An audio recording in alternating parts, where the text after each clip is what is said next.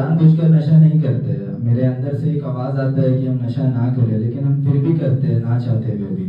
मेरे घर के लोग, समाज के लोग सब सोचते हैं कि हम जानबूझकर या बदमाशी करते हैं, बट खुद से ही मेरे को ये जिंदगी पसंद नहीं है, पर फिर भी हम नशा कर लेते हैं। ऐसा क्यों होता है? लंबे समय से नशा करते करते होता क्या है ना, हम लोग का जो ब्रेन का रिवॉर्ड सिस्टम होता है ना भाई, वो डैमेज हो जाता है। अभी वो दो पार्ट होता है।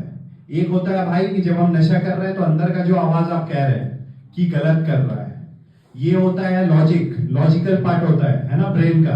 एक वो होता है कि अभी चाहिए, अभी कर लेना चाहिए, वो होता है क्रेविंग वाला पार्ट है जो अभी चाहिए, वो ज्यादा हावी हो जाता है, पावरफुल हो जाता है ना। इस वजह से हम फिर से यूज कर लेते हैं।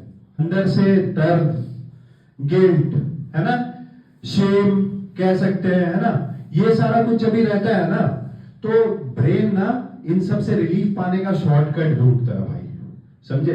अब शॉर्टकट क्या मिलता है?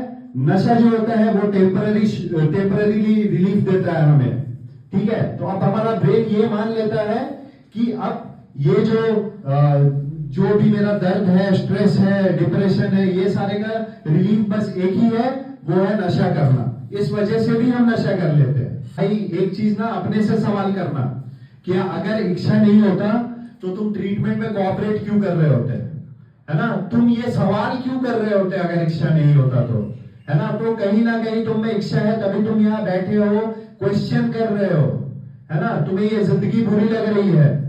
अगर तुम्हें अच्छा लगता होता तो तुम ये नहीं कहते, अभी हाथ उठा के सवाल नहीं कर रहे होते, ठीक है। और एक चीज याद रखना भाई, सबसे इंपॉर्टेंट बात बता रहे हैं, ठीक है, कि अगर तुम में इतना सेल्फ अवेयरनेस है ना, तुम सेल्फ अवेयर हो कि तुम ये सवाल पूछ रहे हो, तो भाई तुम फिर से नशा करने के लिए नहीं बने हो, तुम रिकवरी के लिए बने हो।